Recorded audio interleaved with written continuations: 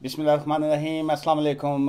This is castle बारी from बारी law associate. आज सैटरडे का दिन है जी, 17 जून छुट्टी का दिन है। और ये वाला जो वीडियो है ये मैं अपने घर से ही कर रहा हूँ जी। अच्छा, पहली बात जो वेरी सैड न्यूज़ जो मैं आपके साथ शेयर करना चाह रहा हूँ वो ये है कि ये जो इलीगल माइग्रेशन जिसको कहा जाता है, ये जो बहुत से लोग जो हैं ये एजेंट्स को पैसे दे के जो रीलोकेट होना चाह रहे होते हैं, बहुत से लोग जो हैं जाली वीज़ों पे जो सफ़र करते हैं, या जो एजेंट्स ने जिनसे पैसे लिए होते हैं कि हम आपको यूके और यूरोप में पहुंचा देंगे। देखिए, ये जो इलीगल काम होता है या जो इलीगल इस तरह की एक्टिविटीज़ होती हैं, आप सिर्फ नंबर एक तो ये है कि ऑब्वियसली इसका हमेशा से नुकसान ही होता है। बहुत से लोग जो हैं वो अपने जब एशियंस को, अपने बहन भाइयों को या अपने रिश्तेदारों को या किसी ना किसी जानने वालों को देखते हैं कि जी वो फ़लाँ बंदा जो है वो यूके में बैठा है, यूरोप में है, अमेरिका में है, कनाडा में है या ऐसी जगहों पे है, वो बाज़ का उनको देख के जो है वो इमीडिएट बेसिस के ऊपर वो भी चाह रहे होते हैं कि हम लोग भी वहाँ पे पहुँच जाएं। सो देखिए, ये जो इस तरह की एक्टिविटीज़ होती हैं उसमें जो अक्लमंद लोग हैं वो हमेशा प्रॉपर लीगल माइग्रेशन जो है वो करते हैं। जो स्टूडेंट के वीज़ा लेके आते हैं, या जो लोग स्किल्ड वर्कर वीज़ा पे आते हैं, या बहुत से लोग जो हैं वो इमिग्रेशन अप्लाई करके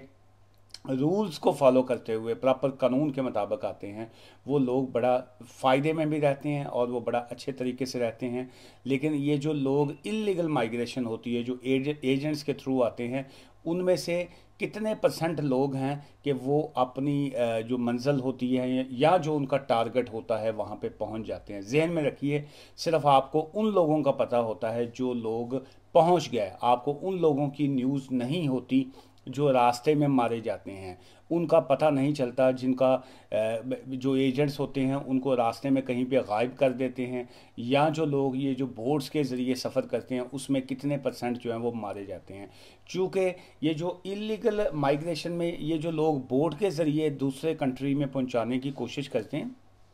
एक तो ये है कि मीडिया तक असल न्यूज़ आती नहीं है कि जी उसमें कितने परसेंट लोग या कितने लोग उसमें बैठे हुए थे। मोस्टली लोगों को ऑब्वियसली अगर एक बोट है तो उसमें अगर किसी ने इलीगल लोगों को उसमें सवार किया है, ये ऐसे ही है जैसे आप अपने कंट्रीज़ में देखते हैं कि अगर एक बस है या एक वैन है, वो उसमें अगर अलाउ है कि जी आप 20 पीपल को बिठाएं, या एक बस है वो कहते हैं जी ये 72 सीटर है, तो आपने देखा होगा कि ये जो छोटे शहरों में बसें चलती हैं उसमें उन्होंने डबल लोग जो हैं वो बैठाए होते हैं। या ट्रेन्स हैं या बाकी तरफ हैं, वो लोग छतों पे चढ़े होते हैं या बाकी तरफ होते हैं। खुदा ना खास्ता अगर उनका कोई हादसा होता है तो जो तो टिकट्स रजिस्टर्ड होती हैं उस पर पता चलता है जी इसमें 20 लोग थे, सवार थे, या इसमें 50 थे, या इसमें 30 थे, जो भी था। लेकिन जो बाकी लोग वैसे चढ़े होते हैं उनका तो पता ही नहीं चलता कि जी के एक्सीडेंट में कितने लोग मारे गए। सो इसी तरह ये जो कल वाकया हुआ है, उसमें जो सो फार जो डेथ्स हो चुकी हैं, जिसमें जो लोग अपनी जान से चले गए हैं, वो 79 जो है जी वो आ रही हैं जी। और अनफॉर्चुनेटली इसमें जो है अपने एशिया साइड के भी लोग हैं, उसका भी मैं थोड़ा आगे जिक्र करता हूँ। सो इसमें जो अपडेट्स हैं वो है जी कि एटलीस्ट 79 डेड एंड डजन्स जो है वो फियर्ड मिसिंग आफ्टर जो फिशिंग बोट थी, वो फिशिंग वाली बोट जो थी उसमें से वो कैरी किए हुए थे माइग्रेंट जो थे, वो वाया ग्रीस जो है वो यूरोप में पहुंचाने की कोशिश कर रहे थे। लोग जो है वो वाया टर्की या बाकी कंट्रीज़ के ज़रिए जो है वो ग्रीस तक जाते हैं और वहाँ से फिर वो यूरोप, ऑब्वियसली ग्रीस जो है वो भी यूरोप का पार्ट है। सो उसका बॉर्डर जो है वो टच करता है,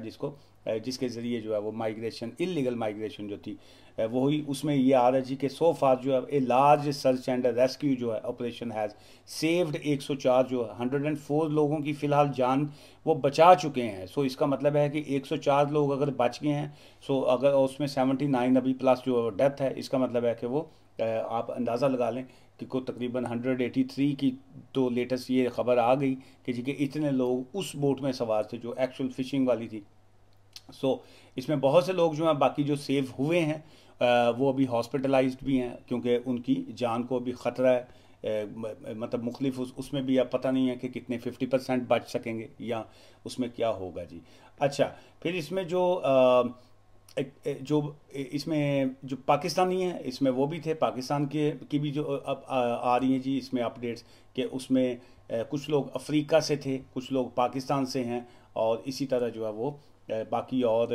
कंट्रीज़ के थे, लेकिन कितने पाकिस्तानी थे या कितने और कंट्रीज़ के थे अभी तक उसका कोई पता नहीं चल सका। और ये वो है जिसकी अभी तक ऑफिशियल रिपोर्ट आई है, लेकिन क्या वो वाकया ही या ओनली 79 की डेथ हुई है या इससे ज़्यादा की हुई है। सो ये एक वेरी सैड इंसिडेंट है। मैं ऑलवेज़ यहाँ पे आप लोगों को अवेयरनेस यही देता होता हूँ कि जी के इलीगल जो इस तरह की एक्टिविटीज़ हैं, एक तो वो ना किया करें। और ये जो एजेंट्स लोग बैठे होते हैं, चाहे वो किसी भी जगह पे बैठे हों, लेट्स से अगर एक यूके इमिग्रेशन लॉ का एक काम है, तो क्या एक जो यूके इमिग्रेशन का एक वकील है, वो या तो वो ये है कि वो पाकिस्तान में या इंडिया में जहाँ पे उनका ऑफिसेज हैं, वो वहाँ पे उन्होंने फैसिलिटेट करने के लिए, उनको वहाँ से मैनेज करने के लिए ऑफिस अपने बनाए होते हैं कि जी के ये हमारा ऑफिस है, और वो वीडियो कॉल के थ्रू या बाकी तरफ जो है वो मे बी वो लीगल एडवाइस दे सकते हों कि जी के हम आपको, आप इंडिया से हैं या पाकिस्तान से हैं, किसी भी जगह से हैं, दुबई से हैं, वहाँ पे आप बैठे हैं और आप जो है वो यूके वकील से जो है वो एडवाइस लेना चाह रहे हैं, तो आप कहते हैं जी कि चलिए हम आपका लोकल ऑफिस जो है वो चले जाते हैं। ये पुराने ज़माने की बातें हैं। अभी चूँकि एवरी डे जो है आप देखेंगे कि रिमोट का ज़माना है, ये इलेक्ट्रॉनिक ज़माना है, तो अभी वो चीज़ें तो रही नहीं कि जी के आप ऑफिस में आएंगे, वहाँ पे वीडियो कॉल करेंगे। अभी हर एक के पास ये फ़ोन है, इसमें फेस टाइम है, इसमें वीडियो कॉल है, फिर उसके बाद ये फ़ोन कंसल्टेशंस हैं, और बाकी इतने ज़्यादा सॉफ्टवेयर आ गए हैं कि आप जो है वो वीडियो कॉल के ऊपर भी जो है अपनी लीगल एडवाइस ले सकते हैं। सो मैं ये हमेशा यही कहता हूँ कि लेट्स से अगर मैं एक इमिग्रेशन का एक वकील हूँ, मैं यूके में बैठा मैं काम कर रहा हूँ, सो मैं वहाँ पे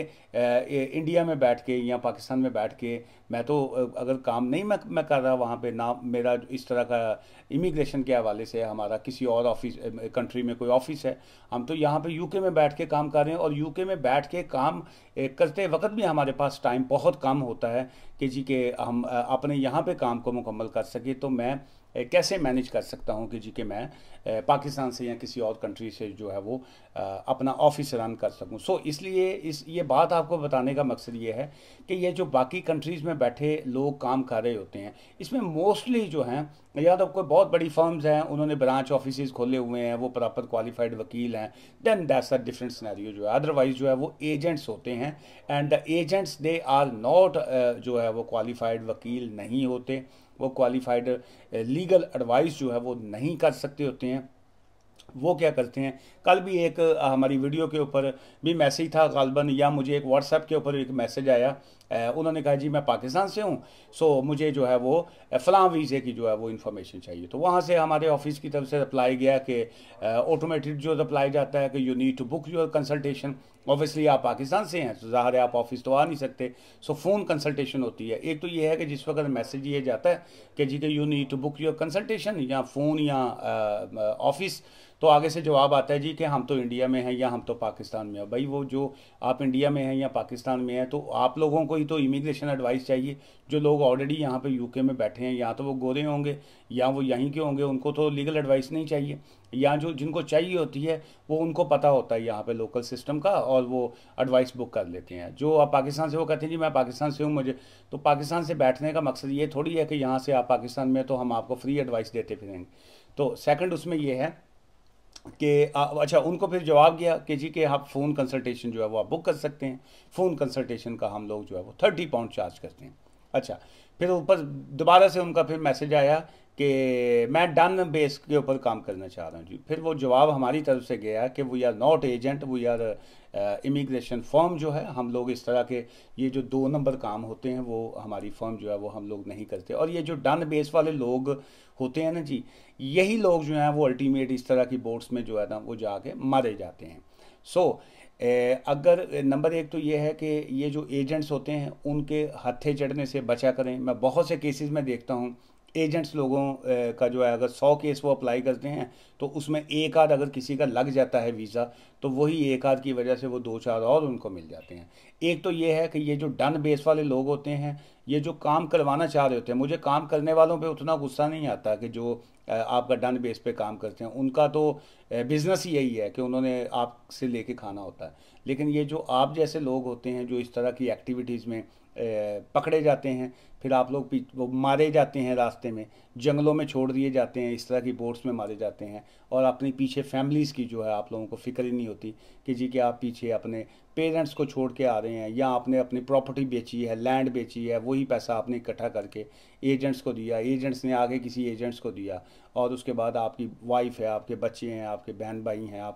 आप सबको जो है वो एक तो फाइनेंशियली लॉस करके, एक आपने इमोशनली जो है उनको छोड़ दिया, फिर थर्ड आपको पता ही नहीं है कि जी कि आप अल्टीमेट जो है वो गोल अचीव कर सकेंगे कि नहीं, क्योंकि अभी तमाम कंट्रीज़ की जो बॉर्डर एजेंसीज हैं दे आर वेरी स्ट्रिक्ट जो है वो, उसमें वो किस किस तरीके से जो है वो अरेस्ट कर सकते हैं आपको, और उसके बाद जो है वो बाकी जो क्या जैसे दहशतगर्दों को या बाकियों को पकड़ा जाता है गन पॉइंट पे, या उनको इस तरह के वाक़यात होते हैं, क्या कल को इस तरह के सीन बॉर्डरों पे भी होंगे, कहा नहीं जा सकता, लेकिन ये है कि सेफ्टी और सिक्योरिटी जो होती है वो आपके हाथ में होती है। सो इस तरह की इलीगल जो एक्टिविटीज़ हैं उससे बहुत से लोगों की जानें रोज़ जाती हैं, एवरी डे जाती हैं। सो मैं नॉर्मली जो है वो इमिग्रेशन एडवाइस ही करता होता हूँ, लेकिन मैं साथ में आइंदा से इस तरह की जो अपडेट्स हैं वो भी मैं आपके साथ शेयर किया करूँगा। इस वीडियो को आगे शेयर कीजिएगा ताकि बहुत से जो हमारे बहन भाई हैं, जो बहुत से हमारे जो यंगस्टर हैं, जो यूके और यूरोप और कनाडा अमेरिका का ख्वाब देखते हुए एजेंट्स को जो है अपनी ज़मीन जायदाद और अपनी हर चीज़ जो है वो देने के बाद रास्ते में मारे जाते हैं, उनको जो है उनके कम से कम पेरेंट्स, उनके जो बड़े हैं, उनको समझा सकें कि जी इस तरह की इलीगल जो है चीज़ों से बचें, प्रॉपर क्वालिफाइड लोगों से प्रॉपर लीगल एडवाइस लेके और प्रॉपर तरीके से काम करें। अगर आपकी रिफ्यूज़ल आती है उसकी अपील करें, अगर आपकी अपील के बाद फिर कोई और चीज़ें निकलती हैं आप उसको चैलेंज करें, आपको कानूनी तरीके से अपनी बैटल को लड़िए और अल्टीमेट जो है आप अचीव करेंगे। मैंने देखा है बहुत से लोग विज़िट वीज़ा अप्लाई करते हैं, एक मरतबा रिफ्यूज़ल आती है, वो हार के बैठ जाते हैं या एजेंट के पास चले जाते हैं। अरे भाई आपका अगर रिफ्यूज़ल आई है उसकी अपील कीजिए, अपील तो रिफ्यूज़ल में ऑब्वियसली होती नहीं, उसको चैलेंज कीजिए, आप उसमें पॉइंट्स निकालिए, उसको चैलेंज कीजिए, दोबारा से एप्लीकेशन डालिए, वो जो कह रहे हैं उसको फॉलो कीजिए। ये नहीं कि एक मरतबा रिफ्यूज़ल आ गई, दो मरतबा आ गई तो वो जो है फिर अल्टीमेट आप एजेंट्स के पास चले जाएं और एजेंट को अपनी ज़मीन जायदाद प्रॉपर्टी बेच के इस तरह का काम बिल्कुल ना किया करें। स्टूडेंट्स हैं, वो स्टूडेंट पढ़े लिखे होते हैं, लेकिन वो स्टूडेंट्स क्या करेंगे,